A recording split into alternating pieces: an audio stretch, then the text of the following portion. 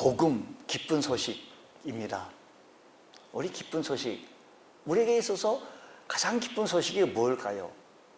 허물과 죄로 죽을 수밖에 없었던 우리들을 사랑해 주셔서 독생자 예수 그리스도를 우리에게 주시고 그 예수 그리스도를 나의 구주와 주님으로 영접함으로 말미암아 내가 구원받게 되어졌고 하나님의 자녀가 되어졌고 하나님의 은혜로 우리가 믿음 생활 돈독히 해나갈 수 있는 은혜를 주신 것 감사합니다.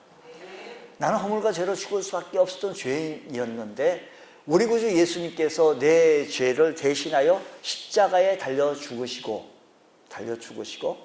나를 의롭다 하기 위해서 3일 만에 부활하시고 살아나시고 부활하신 그분이 40일 동안 우리와 함께 사시다가 40일 후에 우리 있을 곳을 예비해 놓고 다시 오시겠다고 하시면서 승천하신 그 주님이 다시 오시겠다 약속하셨으니 다시 오실 그 주님, 재림하실 그 주님을 내가 믿습니다 하는 것입니다.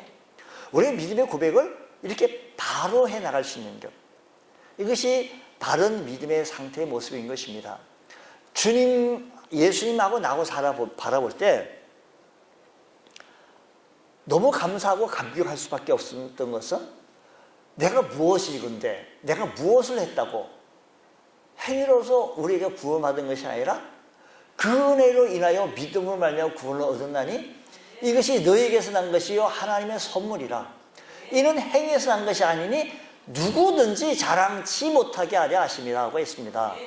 이 사실을 믿으십니까? 이 사실을 믿으십니까?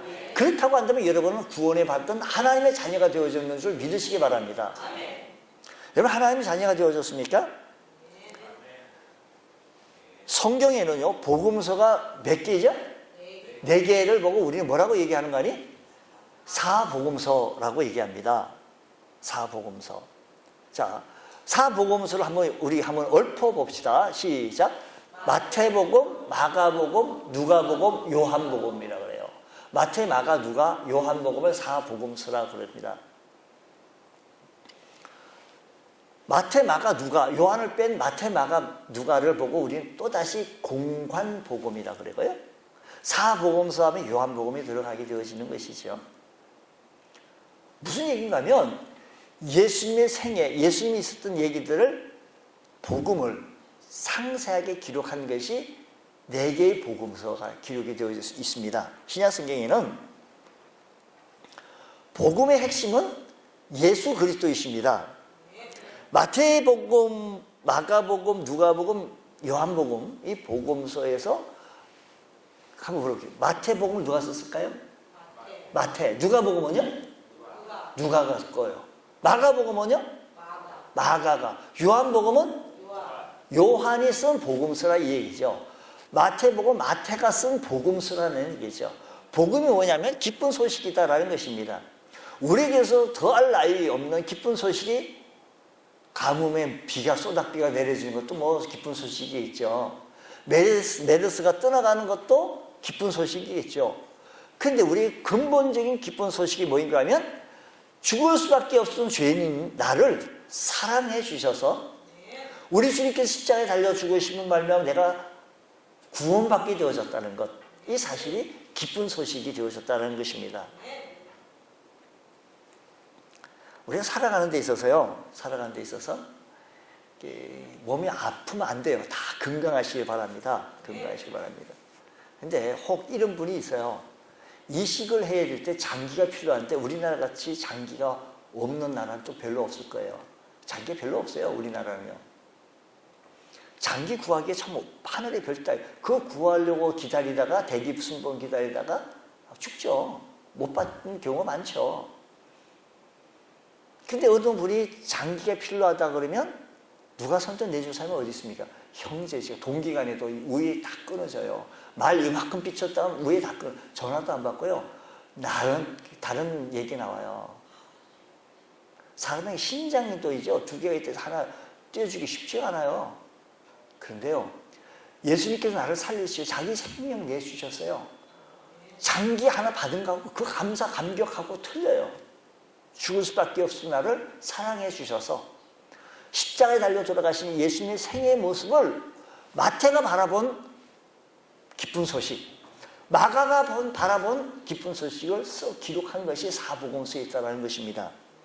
하나님은 이 복음이신 예수 그리스도를 증명해 보이기 위해서, 증거해 보이기 위해서 4명의 사람을 사용하셨다라는 것입니다.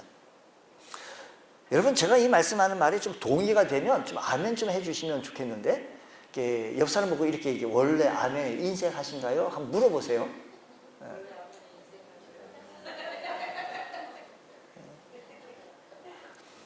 그러니까 마태, 마가, 누가, 요한 복음서는 몇 명의 기자? 사건이 몇 개요? 지금 제가 말씀드린 예수 그리스도의 복음은 예수 그리스도의 한 개의 사건을 4명의 기자가 썼다고요. 그러니까 하나의 사건을, 하나의 이야기를 4사람이 쓰게 되어진 거예요. 비슷비슷한 것도 있고 좀 다른 모습도 없지 않아 있어요. 마치 지금 교통사고가 났습니다. 경부고속도로의 선상에서 교통사고가 났습니다. 그 지금 대형 사고 나서 지금 동아일보 기자가 오고 한겨레 신문도 오고 중앙조선 다 기자들이 또 국민일보까지 막 오게 되어지는데 제일 먼저 도착한 기자가 동아일보예요. 그 동아일보가 사진을 찍고 막 아수랑 찍기 이것도 찍고 그래서 막 쏘고 막 하는데 그다음 이어서 그럼 작업한 사람들 치우고 견인하고 119가 오고 여러 가지 사건이 벌어지겠죠. 근데 그 상황을 기자가 쓰는 거예요. 이렇게 해서 몇 명이 죽고 어떻게 했는데 그 다음 누가 왔는가 하면 조선일보 기자가 왔어요. 조선일보 기자가 가지고 사진도 찍고 그러니까 지금 아까는 동아일보 기자가 3명이 사망했다 그러는데 지금 조금 있어 보니까 조금 늦게 4명이 죽은 거예요. 4명이 쓰게 되었어요. 한 사건인데 기자가 보는 순서가 조금 다를 수가 있어요. 한 사건을 가지고 어떻게 보면 지금 제일 늦게 누가 왔는 거 아니면 국민일보 기자가 온 거예요. 그럼 보니 다 말끔히 치워졌어요. 이렇게 말끔히 치워졌지만 여기에서 사고가 났다고 사진도 찍고 이렇게 했는데 잔해 같은 건 없어요. 말끔히 깨어지고 결과만 이제 보고하게 되어지니 결과는 부상이 어떻게 되어지고 운전자는 어떻게 되어지고 운전자는 졸음 운전자를 통해서 이렇게 됐다. 더 좀 상세하게 디테일하게 이렇게 보고가 되어져요. 사건은 몇 개예요? 하나의 사건을 통해서 여러 명의 기자들이 그 기자의 보는 각도에 따라 다르게 피력할 수 있었다는 것입니다. 예수님의 이 한 사건을 통해서 4명의 기자가 각기 다른 위치에서 다른 각도에서 예수님의 모습을 보여주게 되어졌다는 것입니다. 빌라도 앞에서 신문 받으신 예수님의 모습은 말이 없었던 침묵하시던 예수님의 모습을 보여준 것이 마태, 마가, 누가 공간복음에서 침묵하시던 모습을 보여주는가 하면 요한복음에는 예수님께서 말을 하셨던 모습을 보여줍니다. 그러니까 한 사건을 통해서 어떤 각도에서 어떤 위치에서 어떻게 보는 것에 따라서 좀 달라졌다는 것이지요. 그 사건이 다른 것이 아니라 한 사건인데도 불구하고 이 사건을 갖다가 독자들로 하여금 좀 더 상세하게 기술하기 위해서 이렇게 기록이 되어졌습니다. 복음 하나이지만 4명의 독특한 증인이 각자의 개성을 가지고 예수 그리스도의 사건을 증인된 모습으로 기록되어졌다는 것입니다.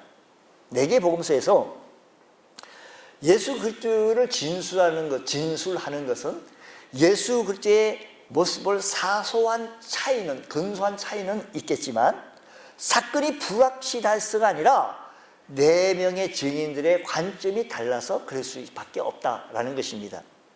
한 사건을 보도하기 위해서 취재하는 사람들이 다르면 좀 다를 수 있지 않느냐라는 얘기죠.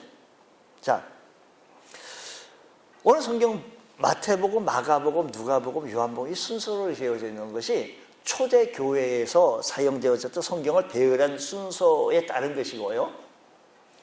마태복음, 사복음 속에서도요 각기 다른 독특한 모습을 바라봅니다. 먼저 마태복음은 성경 제일 처음에 있는데 마태복음에는 누구를 대상으로 쓰는 거 아니? 유대인들을 향하여 대상을 쓰게 되었어요. 대상을. 누가? 마태가 유대인일까요? 하면 여러분 네 그래야 돼요. 유대인일까요? 네. 유대인이 유대인을 향하여 대상을 썼어요. 유대인을 향하여 썼는데 제일 먼저 뭐라고 이게 쓰는 거 아니? 아브람과 다윗의 자손 예수 그리스도의 계보다 족보다라고 얘기해요. 1장에 쉽게 말합니다. 왜 이렇게 시작되어지는 거 아니? 마태복음의 기자가 유대인을 1차적인 대상을 놓고 기록하게 되어졌는데, 그래서 마태복음의 많은 부분은 자신이 유대인이니까 유대인을 알고 있는 구약의 역사적 배경을 가지고 있다는 것입니다. 그 역사적 배경을 가지고 유대인들은 구약의 역사적 배경을 지금도 많이 갖고 있는데, 이 배경을 가지고 예수라고 하는 사람을 기록하게 되어진 것이 마태복음입니다. 마태가 쓴 것이요.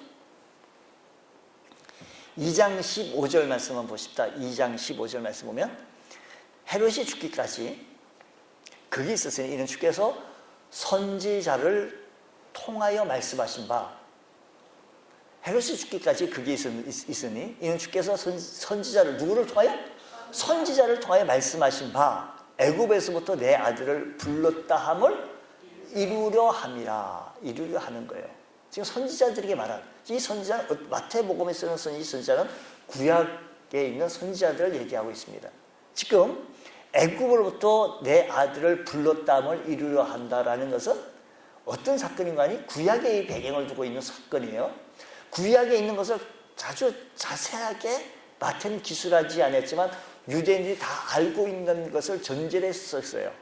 근데 우리들은 잘 모를 수가 있어서 성경이 때로는 좀 어렵다 할 수 있다는 것이죠. 근데 구약 배경 성경을 좀 알면 쉬워요.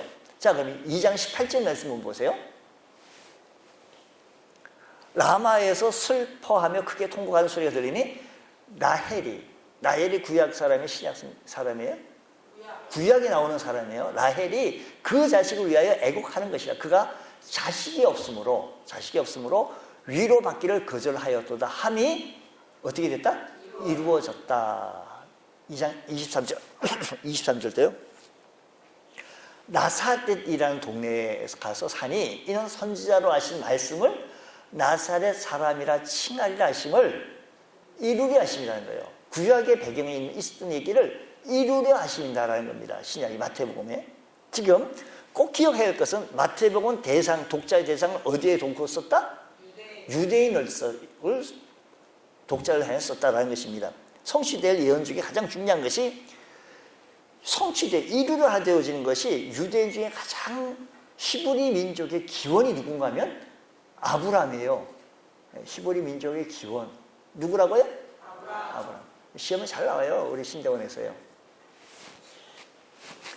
우리 아브라함이 기원인데 아브라함. 그래서 성취되어질 약속, 이루어져야 할 얘기가 어디에 있는 거 아니? 아브라함에게 있는 거예요. 아브라함에게. 그 배경을 두고 지금 쓴 거예요. 아브라함에게 있는데 그게 뭐냐면 아브라함과의 약속을 보고 우리는 이렇게 얘기해요. 아브라함과 언약, 아브라함과의 계약이라고 얘기해요. 창세기 12장에서 하나님께서 아브라함에게 이렇게 얘기해요.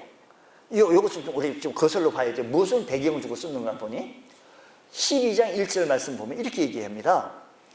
12장 1절 내가 너로 큰 민족을 이루고 내게 복을 주고 내 이름을 창대케 하게 하리니 너는 복이 될지라. 너는 복이 12장 2절요. 12장 창세기죠. 하나님께서 아브라함이 얘기한 거예요. 여러분 우리가요 영어 듣기 평가에서도요 좀 잘 들어야 그 문장을 이해를 할 수 있어요. 우리가 하나님 말씀 텍스트로 주면 그 말씀을 좀 잘 들어야 이 설교를 좀 이해를 할 수 있어요. 어떤 말씀을 증거할 것인지 좀 잘 들어요. 좀 주의 깊게 들을 필요가 있어요. 조금 오후 시간에가 졸릴 수가 있지만 한번 주의 깊게 한번 들어보세요. 2절 보세요. 내가 너로 큰 민족을 이루고 누구에게 한 거죠? 이 말씀이? 그것을 전체 기억하세요. 또 잊어버릴까 봐요. 큰 민족을 이루고 아브라함이 큰 민족을 이루고 내게 무엇을 주어? 복을 주어 내 이름을 창대케 하리니 너는 뭐예요? 복이 될지라는 거예요. 이 약속의 말씀이 이루어져야 돼요. 이 약속의 말씀이요. 이 계약이 하나님의 약속이 이루어져야 되는데 계속해서 3절 말씀 보세요. 3절까지 한번 더 읽어보면 너를 축복하는 자에게 내가 복을 내리고 너를 저주하는 자에게 내가 저주하리니 땅의 모든 족속이 너로 말미암아 땅의 모든 족속이 땅의 모든 나라가 땅에 있는 모든 사람이라면 일본 사람이든 미국 사람이든 또 소련 사람이든 유럽 사람이든 총망라죠. 그렇죠? 저 말이 그렇잖아요. 모든 족속이니까요. 그러니까 성경 말씀 볼 때 모든 족속이라는 말이 그렇지 않겠습니까? 모든 족속이 너로 말미암아 누구로 말미암아? 그래서 뭘 얻는다? 한번 좀 생각해 봅시다. 어떻게 한 사람 아브라함의 존재가 땅에 있는 모든 족속, 한국 사람이든 미국 사람이든 이스라엘 사람이든 총망라해서 복을 얻을 수 있게 할 수 있을까라는 것이 한번 물음표를 한번 가져보십시다. 이는 누구 때문만이 아브라함의 후손인 예수 그리스도를 통해서 이루어질 복의 근원, 복의 사람이 되어지 복이 될지다라고 얘기하는 겁니다. 누구를 통하여? 예수 그리스도의 세계라. 아브라함과 다윗의 자손 예수 그리스도의 세계라라고 얘기해요. 아브라함과 다윗의 자손 예수 그리스도의 계보다. 자 보세요. 예수 그리스도를 통해 행할 온 인류의 구원의 계획이 누구를 통해서 이루어졌다? 예수님을 통해서. 아브라함의 후손인 예수 그리스도를 통해서 온 인류의 구원 계획이 예수님을 통해서 이루어진 거 아닙니까? 마태는 온 땅 모든 족속에게 복을 얻도록 아브라함의 후손으로 예수 그리스도가 이 땅에 오셨다고 기록을 하고 있는 거예요. 마태의 주장하는 바는요. 그러니까 모든 족속에게 복을 얻도록 아까 12장 3절에 있는 이 아브라함과 맺었던 계약 속에 있는 이 이야기를요. 3장에 있는 말씀이 땅에 있는 모든 족속이 너로만 어떻게 아브라함으로 말미암아 어떻게 복을 얻을 수 있느냐? 그것은 마태가 기록하기를 모든 족속에게 복을 얻도록 아브라함의 후손인 예수 그리스도가 이 땅에 오셨습니다 라고 지금 주장하고 기록을 하는 거예요. 그러면 우리가 예수를 믿고 구원받는 순간 우리는 모두 축복의 사람이 되어진 겁니다. 예수 믿고 구원받은 하나님의 자녀들은 복의 사람이 되어진 줄 믿으시기 바랍니다.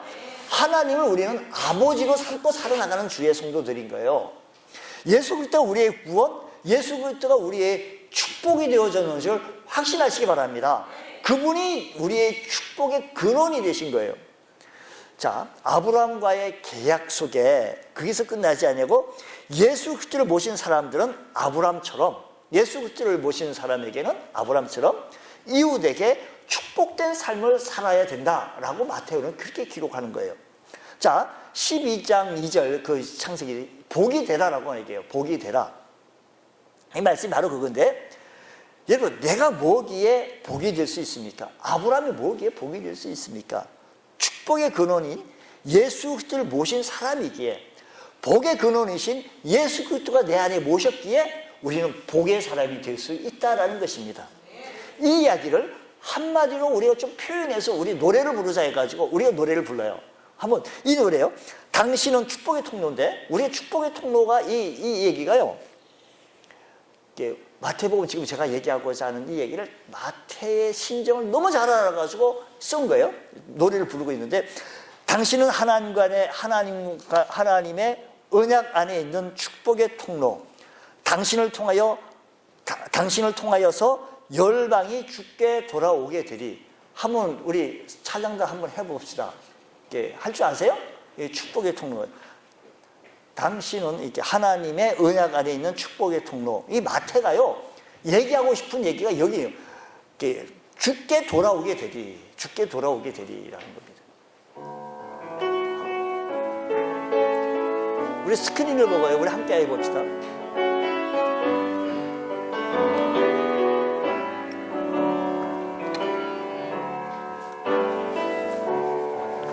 당신은 하나님의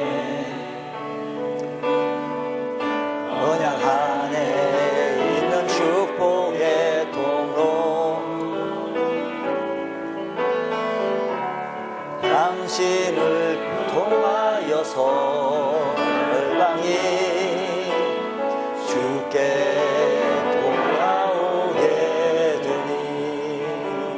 당신은 하나님의 언약 안에 있는 축복의 통로, 당신은 하나님의 언약 안에 있는 축복의 통로, 당신을 통하여서 열방이 주께 예배하게 되니, 주께 예배하게 되니. 복음은 우리가 예수를 구주로 믿고, 예수를 나의 구주로 믿고 구원의 축복을 누리고 이제 그 축복을 가까운 이웃까지 저 먼 열방에 이르기까지, 우리가 그렇게 노래했잖아요. 그 전 열방에 이르기까지 주께 돌아오고 주께 예배하는 것. 주께 돌아오고 주께 예배하는 것. 실제로 마태복음 28장에는 모든 족속이 이 복음을 전하고 열방을 제자로 삼으라고 하는 지상 명령이 28장 19절 20절에 있다 말씀인 것입니다. 이 축복된 삶을 위해서 우리는 아브라함처럼 너는 갈대아 우르를 떠나라, 이 축복의 삶을 살기 위해서 주님께서 창세기 12장 그렇게 얘기했잖아요. 1절에 너는 갈대아 우르를 떠나라, 그리고 너는 복의 통로가 된다, 너로 말미암아 모든 족속이 복을 받는다. 어떻게 아브라함 한 사람을 통해서 모든 백성, 일본 사람, 뭐 이스라엘, 한국 사람 다 복을 받는다. 어째 그러냐? 예수 그리스도를 통해서 받는데, 그를 통해서 우리는 열방에 이르기까지 우리는 복음을 증거할 수 있는 게 축복의 통로가 돼요. 내가 축복의 통로가 되는 거예요. 내가 축복의 통로. 그러니까 우리는 축복의 통로가 되기 위해서는 떠날 것을 떠나야 되는데, 하나님의 축복을 받고 살고 싶으면 하나님과 나 사이에 방해물, 게으름이라든지 하나님과 나 사이에 방해물 뭐예요? 이 모든 것을 좀 떠나야 돼요. 내가 하나님보다 더 사랑하는 취미생활이 있어요. 꼭 주일날 그 시간만 되면 뭐 축구 경기가 있다. 하나님 앞에 예배 안 하고 축구 경기 있다. 그러면 이게 떠나야 돼. 이걸 떠나야 돼요. 당뇨를 좀 앓고 있는 사람들요, 설탕을 좀 떠나야 당뇨병에서 빨리 해방될 수 있대요. 근데도 불구하고 그 설탕이라고 하는 그 유혹 속에 자꾸만 빠져드는데, 우리는 하나님과 나 사이의 방해물을 떠나야 되는 거예요. 아브라함과 다윗의 자손 예수 그리스도의 계보다라고 하는 것이 나를 통해서 축복의 통로가 돼서 예수 그리스도를 전할 수 있는 우리 모두가 되시기를 축복합니다. 이거 다시 한번 읽겠습니다. 마태복음 1장 1절 말씀은 아브라함이 나오고 그다음 누가 나와요? 다윗이 나옵니다. 다윗. 마태가 쓴 이 복음서를 쓴 건 대상이 누구라고 했죠? 유대인이라 그랬는데요. 그들은요, 이스라엘 나라 중에서 가장 훌륭한 왕이 누굴까요? 다윗입니다. 그러니까 다윗 그러는 거예요. 다윗. 마태를 이 복음서의 기자 선택하기 위해서는 누구보다도 유대인의 속성을 잘 알고 유대인의 모습들, 문화를 너무 잘 아는 마태가 쓰게 되어졌는데, 마태의 직업이 뭔가 하니 세리입니다. 세리. 그는 날마다 세관에서 유대인들을 상대하며 세금 걷는 일을 하게 되었습니다. 그러니까 마태가 세금 걷으니까 유대인들을 너무너무 쏙쏙들이 잘 알고 있었습니다. 그의 본명은 레위입니다. 레위. 마태는요, 하나님의 선물이라는 뜻인데 예수 믿고 얻은 새 이름 같기도 합니다. 어쨌든 과거 유대인들에게 세금을 착취하여서 로마 정부를 기쁘게 하던 그가 이제는 유대인의 진정한 갈망, 유대인들의 진정한 갈망이 뭔가 하면 희망의 복음을 증거하게 되어졌는데, 그들은 로마 제국에 눌러 살던 그들의 유일한 희망은 다윗 같은 분이 나타나서, 다윗 같은 메시아가 나타나서 다시 한번 성군이 나타나서 다시 한번 이 나라를 한번 일으키고 싶은 마음이 유대인들의 간절한 갈망이었습니다. 그 바람에 오늘날까지 유대인들의 국기에는 다윗의 별이 있어요. 그 이스라엘 국기에 다윗 왕을 제일로 좋아했고, 다윗이 통치하던 시대를 멋진 시대, 하나님 평화가 넘쳤던 시대가 다윗이 통치하던 시대라고 본 것입니다. 그들은 그와 같은 다윗 왕의 시대가 분명히 다윗 왕은 이제 죽었으니까 안 올 것이라고, 다윗 같은 메시아가 실현되어질 것이라고 기대하고 있었어요. 마태를 쓴 마태복음에서 1장 1절에 아브라함과 다윗의 자손 예수 그리스도라고 얘기해요. 자, 마침 마태는 아브라함과 다윗 왕의 후손이에요. 후손. 다윗 왕이 아브라함의 후손으로 예수 그리스도가 오셨다라는 겁니다. 마태복음 2장에 보게 되었지만 예수님 탄생되었을 때 동방으로 또 누가 있었다? 박사들이 있었다. 동방으로 또 누가 있었어요? 박사들. 좀 같이 좀 얘기해요. 여러분이 얘기를 하면 재미가 있어요. 말씀에. 동방 박사가 있었다는 겁니다. 동방 박사가 뭐냐면 페르시아 사람, 지금으로 뭐 이란이겠지, 이란, 지명인 이란에서 예루살렘을 향하여 좀 올라오게 되어졌게 됐죠. 메시아 탄생을 알리는 별을 보고 예루살렘을 찾아와서 누구를 찾게 되어지는가? 2장 2절 말씀 보면 이렇게 얘기해요. 마태복음 2장 2절이죠. 유대인의 왕으로 나신 이가 어디느냐? 그러니까 그들은 누구를 허무하게 되었다고 제가 앞에 말씀드린 것은 다윗 왕이 통치했던 시대를 그렇게 거류했고 허무했고 평화의 나라, 의의 나라로 거류했던 거예요. 로마 제국 속에 억눌러 있던 시대. 그게 마태가 유대인들을 향하여 글을 쓰게 되어졌다고 얘기했잖아요. 동방모통 박사들이 한 얘기가 유대인의 왕으로 나신 이가 어디 계시냐? 우리가 동방에 있을부터 그의 별을 보고 그에게 경배하러 왔다라고 말합니다. 그는 진정 유대인이 소망하며 기다리던 왕이 왔다는 거예요. 유대인들의 소망을 기다리는. 이후 예수 그리스도는 마태복음 13장을 통해서 예수님께서 직접 13장을 통해서 하나님의 나라의 모습을 13장에서 많이 길게 장황하게 설명을 한 바 있습니다. 여러분, 왕의 책임은 뭐냐면 다스리는 거예요. 잘 다스려야 합니다. 인생을 살아가면서 우리가 가장 큰 고민은요, 누가 우리 백성을 다스려야 되느냐? 그들은 다윗은. 근데 마태가 얘기하기를 다윗의 후손 예수 그리스도가 오셨다라고 얘기하는 거예요. 그래서 말씀하시기를 이제 다윗 왕이 통치하는 시대는 아니고 누가 통치하는 거 아니? 예수 그리스도가 통치하시며 의의 나라, 평화의 나라가 임하게 되어진다라는 말씀을 하고 있는 겁니다. 여러분, 예수 그리스도가 우리의 왕이시다고 한다면 우리 모두는 예수 그리스도의 통치, 다스림을 받으실 수 있는 주의 거룩한 백성이 되어져야 합니다. 마태는 복음이 이 땅의 모든 지도자들에게 낙심하고 있는 모든 사람들, 살아나가는데 실망하고 낙심하고 있는 주의 백성이 있습니까? 주의 다스림을 받아 주의 통치를 받아 그분의 통치를 얻어 평화를 얻고 의를 얻으며 우리가 참된 삶의 기쁨의 모습을 살아갈 수 있는 은혜가 일어나기를 바랍니다.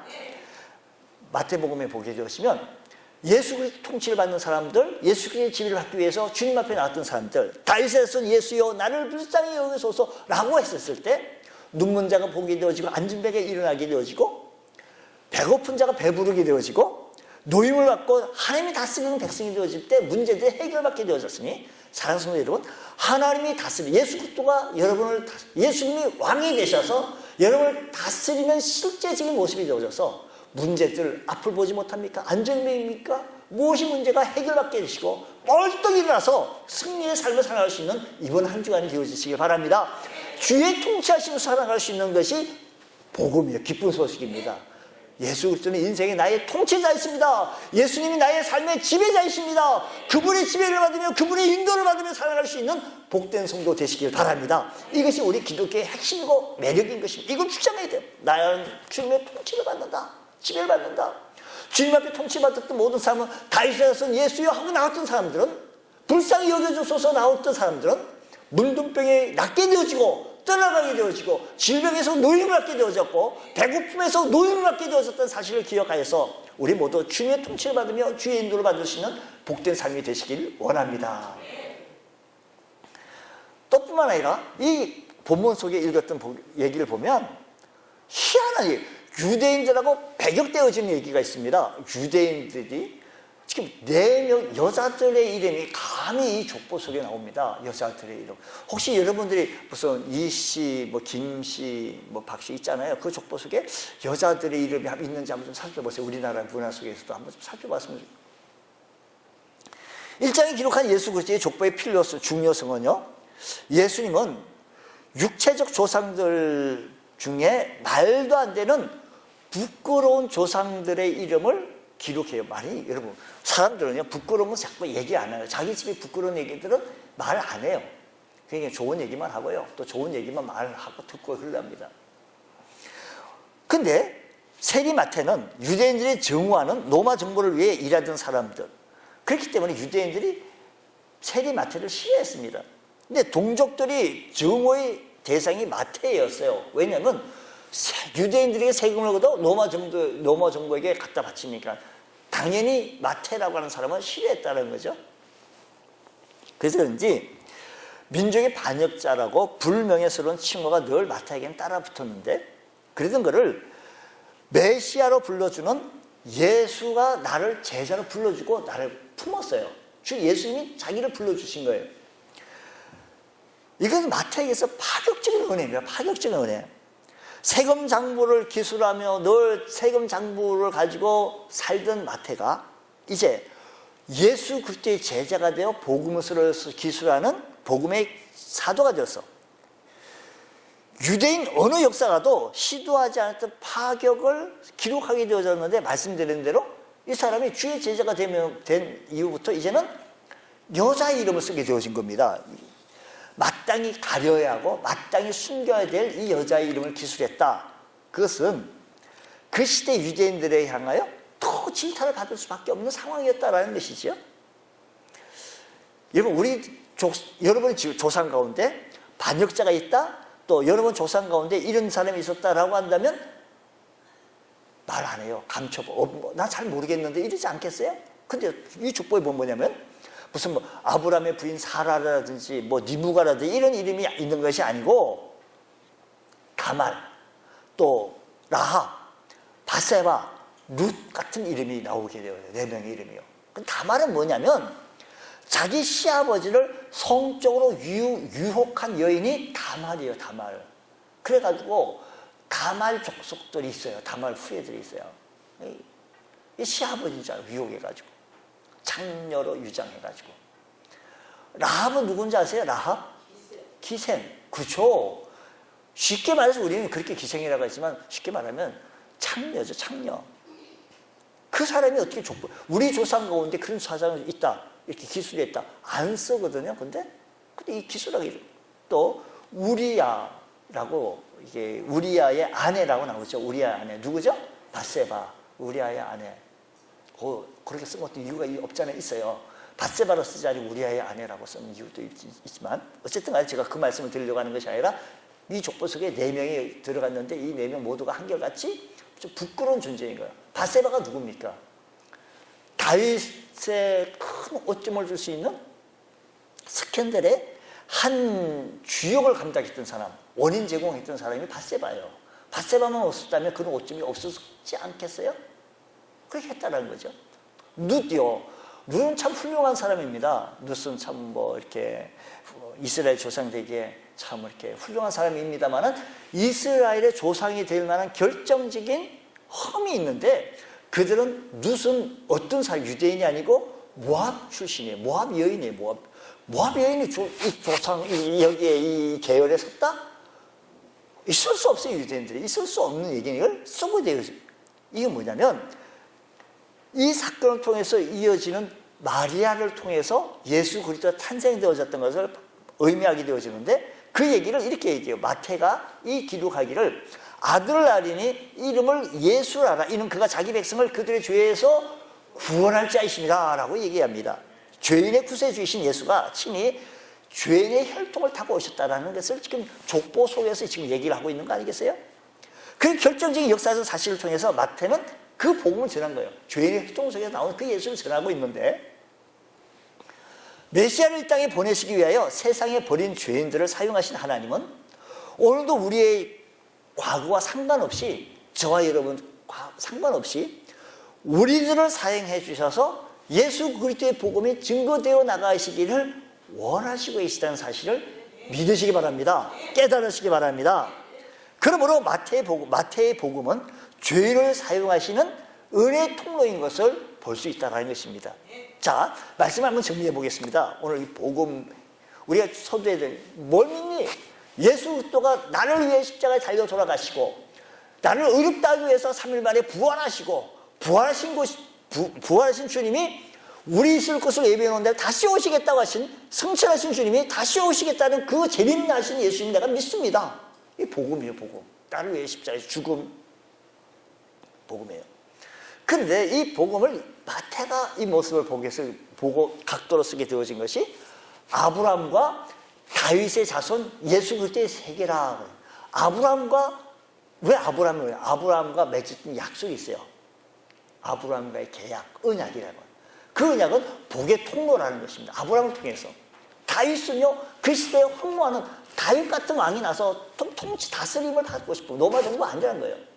근데 예수 그리스도의 세계라라고 해서 유대인이 왕을 하셔서 그들을 통치하게 되지. 그분이 모든 족속, 아니 아브라함 뭐기에 모든 족속 한두 사람까지도 뭐 복을 받을 수 있겠어? 뭐요?